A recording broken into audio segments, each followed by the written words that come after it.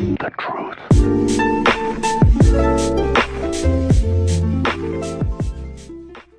What's up, YouTube? It's Dan from Team Dark right here, and I'm back at it again with this time with the Structure Deck review. Today will be Structure Deck R, Warrior Strike, which, funny thing enough, was not even released in TCG. Instead, Konami opted to release the new cards in the set and other sets like Toon Chaos. Well, actually, I think most of them were in Toon Chaos. So let's just get into this Structure Deck review.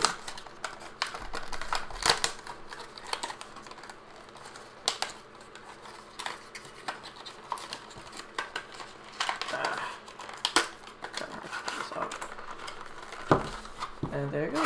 There's the deck. Don't need to show off the playmat. All playmats are pretty much the same except for the art design. Alright, start off with the first card. The first new card of the set. We have Immortal Phoenix Gearfried. That looks awesome. This card's a great Inferno. This card's great in Inferno Knight's deck, since this card can be special from hand, but banishing a equip card that's either on the field or in the graveyard. Also, if this card's on the field and your opponent activates a monster effect, you could just send an equipped card that you control to the graveyard and just negate it. It's really good. Next, we have the next card, Sublimation Light. This card essentially searches for a Fire-type monster or Gemini-type monster from your deck and equips that card to this monster.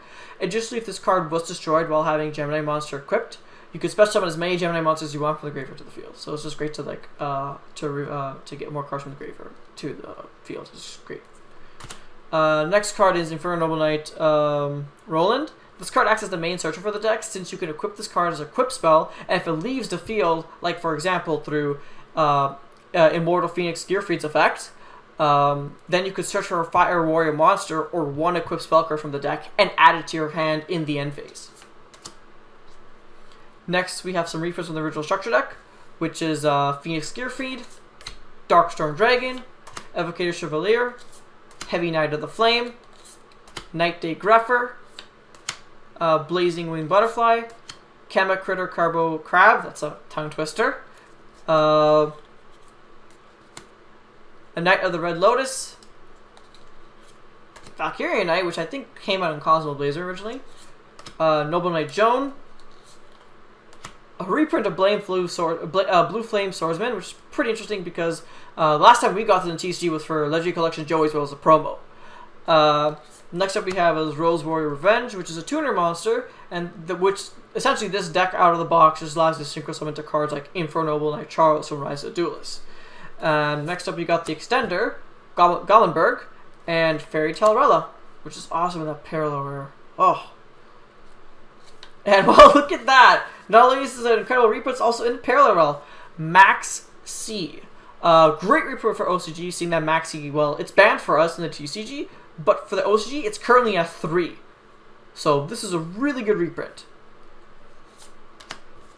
Next we have is Violent Sphere and Curry Rainbow to round up the majority of our monsters. Now onto our spells. First off we have is Gearbreed. Essentially, instead of drawing a card on your draw phase, you could search for an equip spell card from your deck or graveyard and add it to your hand. And if you control a equip spell, you could target one Fire-type monster or Gemini monster in your graveyard, put it to the bottom of your deck, and then draw one card. So it's pretty good because essentially, if you do it right, you're not missing out on your draw phase. Next stuff we have is Super Magic Sword of Raptus. This was also an ultra rare set from Toon Chaos because Immortal Phoenix Gearfried was also ultra in Toon Chaos as well. And a lot of these cards were either super rares or rares, but those two were the ultra rares of the set. There are many things with this card that's going on with this card. First off, at the start of your battle phase, you could change the equipped monster's battle position. If you do, normal summon a monster. Also, depending on the equipped monster's battle position, additional effect will occur. If the monster's attack position, it cannot be targeted by card effects. If it's defense position, it cannot be destroyed by battle. Next up we have is Catalyst Field. It's a great field spell for if you want to make some bunch of variants of the deck. Maybe even like actual variants could have just like 1 or 2 copies of this. This card allows you to normal summon level 5 or higher Gemini monsters without tributing. And you can normal summon 1 Gemini monster in addition to your normal summon you get. So essentially it allows you to activate your Gemini monster's ability right from summon on turn 1.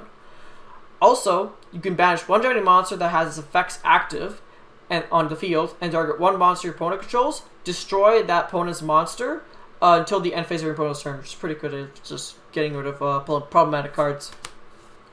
Next we have is Supervise, which activates Gemini's monster effect without having to normal summon them again.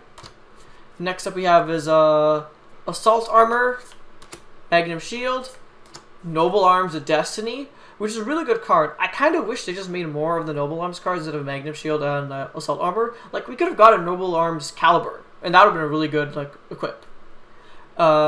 Next up we have is Overdone Burial, Cursed Bamboo Sword, and Golden Bamboo Sword.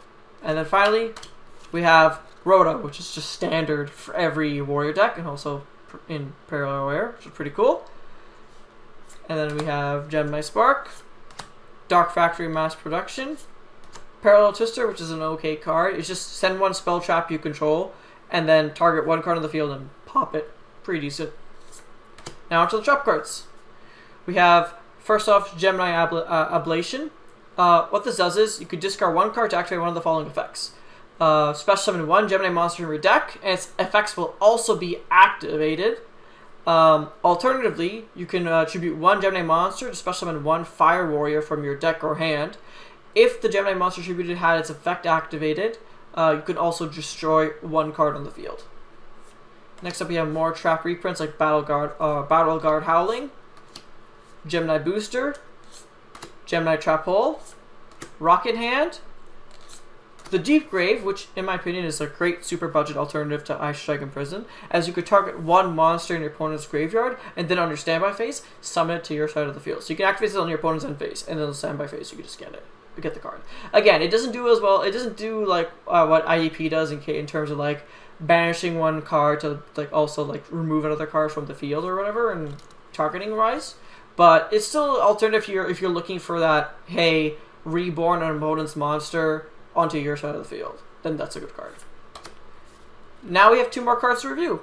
We first have Evocator of Ek, which when you activate the Gemini effect by summoning, you can reborn one Fire Warrior or Gemini from the graveyard. Pretty much that's all there is to this card. And finally we have the spell card Crossover. This card's pretty good since you could target one face-up card you control and one warrior you control, and you equip the opponent's monster to the warrior you targeted. So you target, let's say you're fighting against a Blue Eyes Red Dragon, and you have like Evocator of Oak. You'll equip the Blue Eyes Red Dragon as a equip spell card, so it gets them off the monster field for you. And on top of that, if this monster that has a Blue Eyes equipped to it, or any card equipped to it, were to be destroyed, you could just send that equipped spell card or spell monster instead. But it's also important to note that if any battles involving with the card that's equipped using crossover, the opponent will not take any battle damage against that monster.